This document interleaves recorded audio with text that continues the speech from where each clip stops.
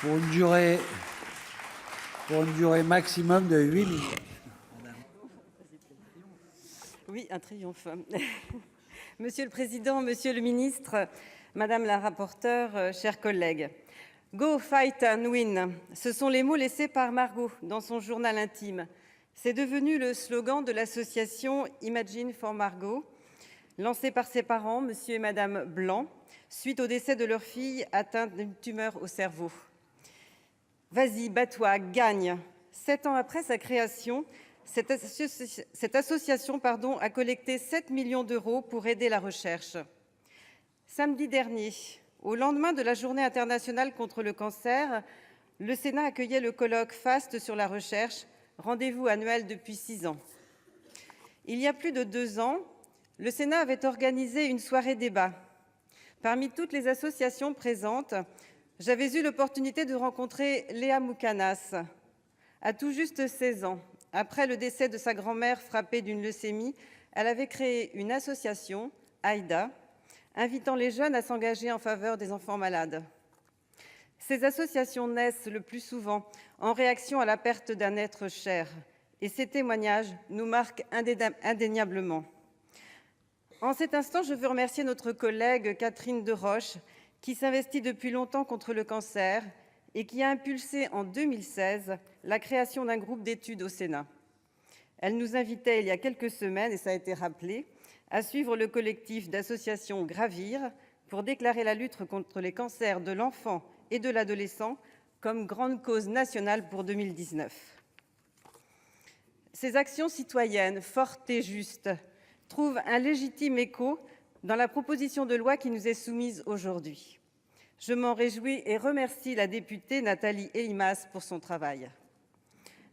Notre collègue rapporteure Jocelyne Guidez a lancé une série d'auditions auprès des représentants institutionnels, des professionnels de la santé et de la recherche, des associations, du secteur des banques et des assurances. La proposition de loi aborde largement la problématique du cancer pédiatrique.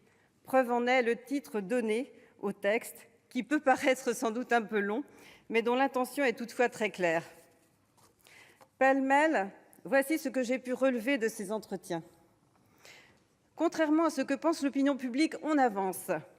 C'est d'ailleurs le même état d'esprit sur le site de Imagine for Margot, qui annonce des avancées significatives depuis le dernier colloque et cite la procédure accélérée Fast Track dédiée aux médicaments innovants à l'ANSM, la revue du tirage au sort des comités de protection des personnes, le fonds de 5 millions d'euros supplémentaires accordés par le ministère de la Recherche et enfin des traitements de plus en plus personnalisés. Les cancers des moins de 15 ans représentent 0,5% des nouveaux cas de cancer.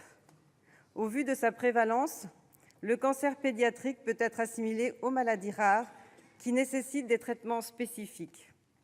Un travail à l'échelle européenne est nécessaire afin de mieux identifier les types de cancers, mais aujourd'hui c'est compliqué, chaque pays ayant ses propres normes. C'est pourtant un enjeu à l'heure du big data et de l'intelligence artificielle. Et puis encore, ces 30 dernières années, d'énormes progrès grâce à la recherche clinique sont à noter. Maintenant, il faut aussi aller sur la recherche fondamentale. Cela permettra la compréhension et la connaissance des phénomènes naturels, l'élaboration de théories ou de modèles explicatifs. Et puis encore, les services de pédiatrie travaillent contre la douleur, mais le manque de moyens est notable.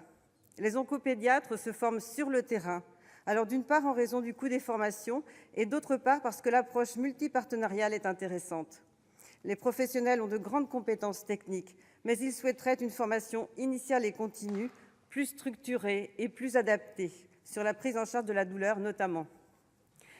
Et puis encore, des psychologues arrivent dans nos services, mais leur nombre est insuffisant.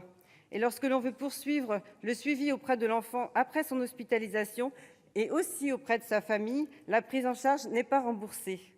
Le suivi psychologique pendant et après est pourtant utile dans l'accompagnement global et pour une totale résilience.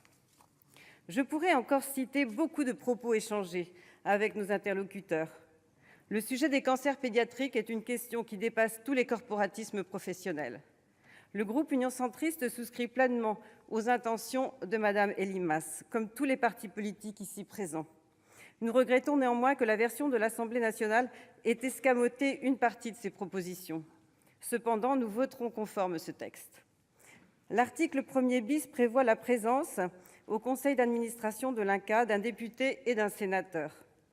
Le Parlement contrôlant, via la loi de finances, la gestion de l'Institut, les parlementaires siégeant se retrouveront dans un rôle de juge et partie, et ça a été dit par notre président de commission. L'article 2 a vu sa rédaction altérée par le passage à l'Assemblée. Son objectif est de faciliter l'inclusion des enfants au sein des essais cliniques. En définitive, la version qui nous est présentée n'entraîne pas d'avancée dans le droit. Elle ne relève qu'au mieux de l'affichage. L'article 4, enfin, est lui supprimé. L'auteur proposait de renvoyer à un décret le soin de fixer le contenu des actions de formation du développement personnel continu, notamment vis-à-vis de la prise en charge de la douleur ou du suivi psychologique, jugé insuffisant aujourd'hui. La ministre des Solidarités et de la Santé, Mme Agnès Buzyn, s'est engagée à ce que la formation à la douleur, notamment à la douleur pédiatrique, fasse partie des priorités de l'année 2019. Elle rajoutait qu'elle avait demandé que figurent les évaluations des services aussi pédiatriques. Il n'est dès lors plus nécessaire de maintenir l'article. L'ossature centrale de la proposition de loi, elle, demeure. Il s'agit des articles 1er, 3 et 5. L'article 1er prévoit une élaboration collégiale de la stratégie décennale de lutte contre le cancer, dans laquelle une part des crédits publics sera affectée à la recherche en cancérologie pédiatrique. Les enjeux de santé nécessitent de dresser un horizon lisible pour tous. Cet article pérennise la lutte contre le cancer. Ensuite, la proposition de loi a le mérite de ne pas se circonscrire aux seules questions médicales. Elle a pour ambition d'embrasser plus globalement son sujet grâce à ses articles 3 et 5. Le texte s'inscrit dans le processus de mutation du parcours de soins vers le parcours de santé du patient.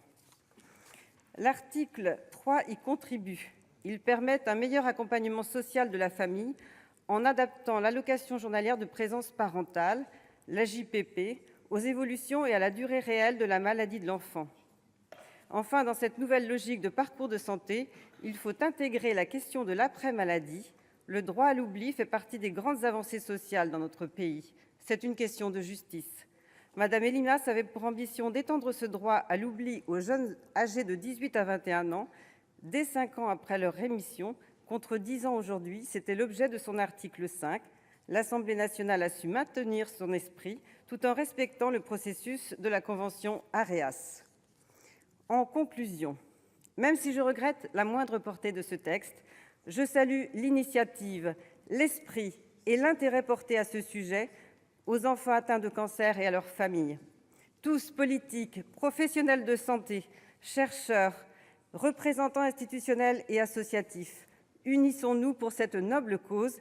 Donc, go fight win together.